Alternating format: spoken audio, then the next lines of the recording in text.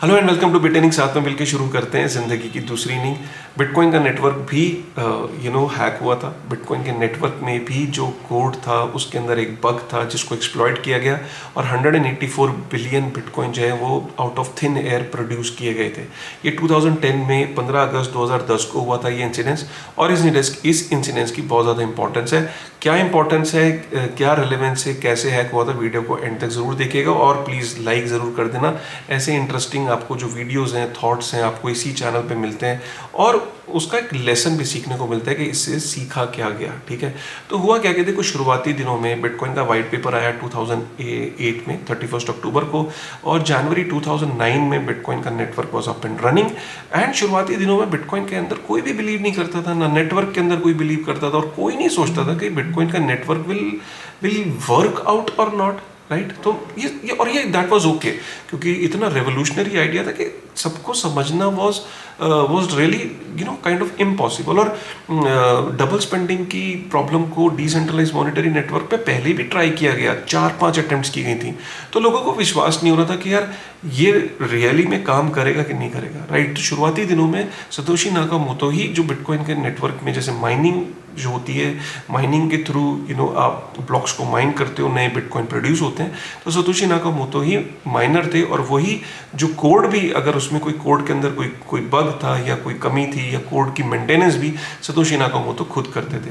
तो शुरुआती दिनों में आप ये कह सकते हो कि सतोशी नाकामोटो ही, जो कि आज की डेट में हम कोई नहीं जानते कि सतोशी नाकामोटो कौन है, इंसान है, मर्द है, औरत है, कंपनी है, ग्रुप ऑफ इंडिविजुअल है, यहाँ तक कि कुछ लोग तो ये कहते हैं क्या पता एलियन हो। राइट, तो कोई नहीं जानता, तो सतोशी नाकामोटो ही बिटकॉइन के नेटवर्क का देखभाल, उसकी कोड की देखभाल और माइनिंग को खुद ही किया करते थे। राइट, तो 2009 निकला, धीरे धीरे हॉल फिने की एंट्री होती है, हॉल फिने का विश्वास जगता है और साइफर पंक्स जो है इसके साथ इंटरैक्ट करते हैं, नोड्स बनते हैं, माइनिंग करते हैं, लेकिन फिर भी काफ़ी हद तक जो रख रखाव था, जो कोड का, माइनिंग का, उसका कंट्रोल सतोशी नाकामोटो के पास ही था। राइट, अब हुआ क्या कि 2010 के अंदर 15 अगस्त 2010 को एक जब बिटकॉइन के अंदर जब ब्लॉक्स निकलते हैं तो 74,638 ब्लॉक नंबर के अंदर ये देखा गया कि दो ट्रांजेक्शन्स हुई, दो ट्रांजेक्शन्स आउट होती हैं जिसमें 92 बिलियन बिटकॉइन की दो ट्रांजेक्शन्स होती हैं। 92 बिलियन बिटकॉइन की दो ट्रांजेक्शन का मतलब है कि 184 बिलियन बिटकॉइन जो वो प्रोड्यूस हो जाते हैं आउट ऑफ थिन एयर।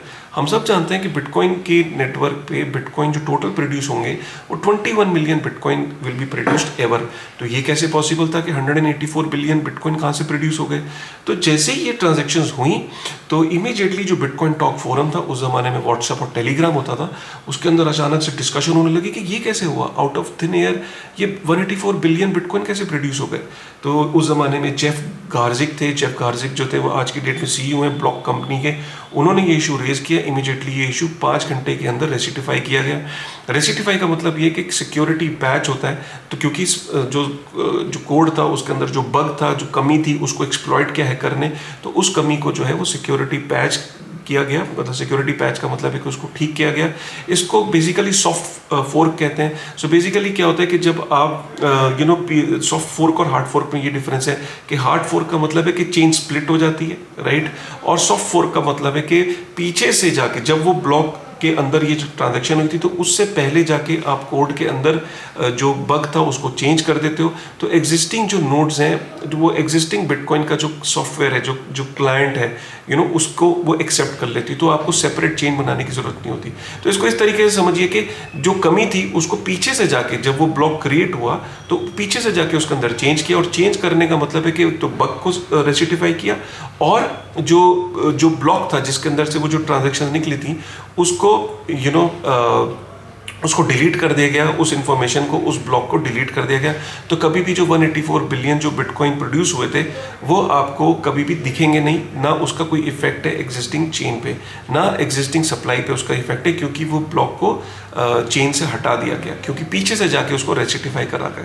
इस प्रोसेस को सॉफ्ट फोर्क भी कहते हैं। और हार्ड फोर्क कहते हैं कि आप पीछे से जाके चेंज नहीं करते, आप एक नया क्लाइंटेल या नई चेन एक क्रिएट कर देते हैं, तो जिसमें क्या है कि नोड्स को नई चेन का जो सॉफ्टवेयर है अपनी नोड्स को, एग्जिस्टिंग नोड्स को उसको अपग्रेड करना पड़ता है अगर वो नई चेन को अगर उनको लेजर को अगर एक्सेप्ट करना है या उसको डाउनलोड करना है सिस्टम पे।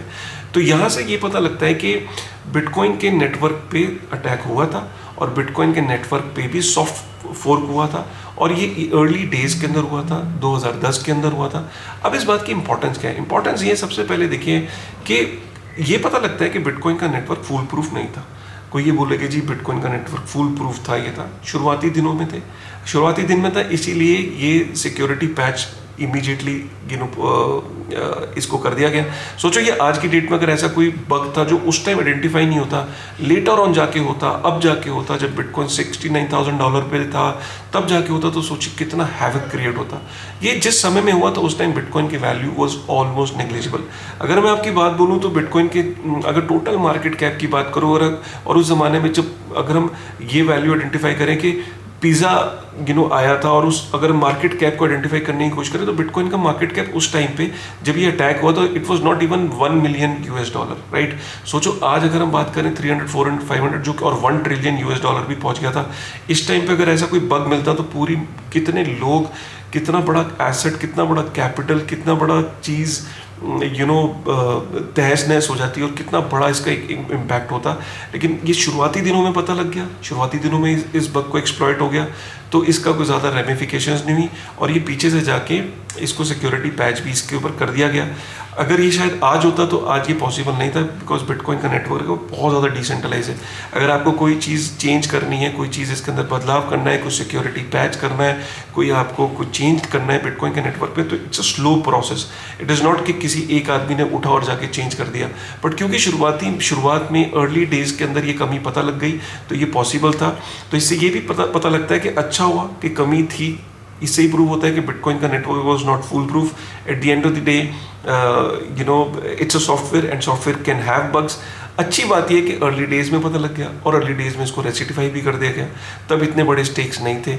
आज इन चीज़ों को चेंज करना, इन बग्स को सिक्योरिटी पैच के थ्रू करना एक बहुत टीडियस टास्क है, इसमें बहुत सारे लोग इन्वॉल्व होते हैं। और एक सबसे बड़ी इंपॉर्टेंट बात ये पता लगी कि बिटकॉइन के नेटवर्क के अंदर अगर कोई भी वल्नरेबिलिटीज़ होती हैं या कोई भी छोटा सा भी चेंज होता है तो उस ज़माने में जब बिटकॉइन के नेटवर्क के अंदर इतने लोग थे भी नहीं और इतने लोग इसको मॉनिटर भी नहीं करते थे, तो आप सोचो तब ये कमी पता लग गई और 5 घंटे के अंदर ये रेसिटिफाई हो गया। आज बिटकॉइन का नेटवर्क जो है वो ऑडिटेबल है। दुनिया की सबसे ज़्यादा जो नज़रें हैं वो बिटकॉइन के नेटवर्क पे हैं। शायद ही दुनिया का कोई ऐसा ऑडिटर होगा जो उसके अंदर कमी नहीं निकालना चाहता, कोई ऐसा एथिकल हैकर जो हर वक्त, हर सेकंड, हर पल बिटकॉइन के नेटवर्क पे नज़र है कि यार कहीं से हम कोई कमी निकाल दें। इतना ऑडिटेबल नेटवर्क हो ही नहीं सकता। ज़रा सा माइन्यूट चेंज होता है, इतना सा भी चेंज होता है, वो पता लग जाता है और वो एकदम बहुत बड़ी न्यूज़ बन जाती है। तो इससे पता लगता है कि बिटकॉइन का नेटवर्क शुरू से ऑडिटेबल था। सतोशी नाकामोटो ने चुपचाप वो सिक्योरिटी पैच नहीं करा, किसी बाहर के आदमी ने बिटकॉइन फोरम में बताया कि ये वल्नरेबिलिटी है, ये देखिए इसको, ये इसके अंदर ये क्या हो रहा है। तो सतोशी नाकामोटो को उस टाइम में भी बाहर की दुनिया ने बताया। सतोशी नाकामोटो ने खुद चुपचाप उस कमी को देखते हुए उसको पैच नहीं कर दिया और एडमिट किया कि हाँ ये कोड था, इसके अंदर ये बग था, this has been rectified and thankfully in the early days. इसीलिए आज भी अगर बिटकॉइन के नेटवर्क पे कोई गलती या कोई कमी अगर हो जाती है तो वो ओपन है सबके लिए, इंस्टेंटली पता लग जाती है और इंस्टेंटली उसके लिए जो है वो चेंजेस किए जा सकते हैं थ्रू कंसेंसस मैकेनिज्म। और यही कारण है कि बिटकॉइन के नेटवर्क को यही चीज़ जो ओपनली जो वेरीफाइबिलिटी है ये किसी और नेटवर्क में नहीं है और इतनी नज़रें किसी भी पर्टिकुलर नेटवर्क पे नहीं है, क्योंकि बिटकॉइन का network is completely decentralise. Source जो है वो ओपन सोर्स कोड है, सब चीज़ें ओपन है, कोड ओपन है, पूरा लेजर ओपन है, तो कोई भी जाके वेरीफाई कर सकता है। यही ऑडिटेबिलिटी वर्ड को याद रखिएगा, यही ऑडिटेबिलिटी बिटकॉइन को खास बनाती है। कैसा लगा आपको आज का वीडियो? आई एम श्योर कि आपको ये तथ्य, ये फैक्ट्स बड़े पसंद आए होंगे, फैसिनेटिंग लगा होगा।